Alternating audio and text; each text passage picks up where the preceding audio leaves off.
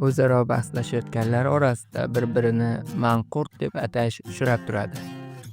Xo'sh, aslida manqurt kim?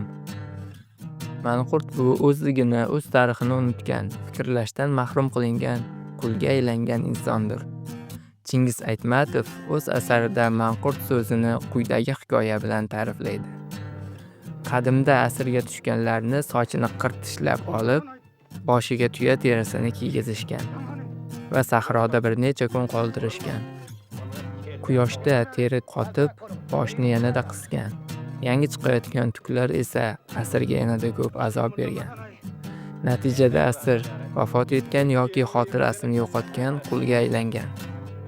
Bunday o'zligini yo'qotgan qullar oddiy qullardan qimmatroq bo'lgan.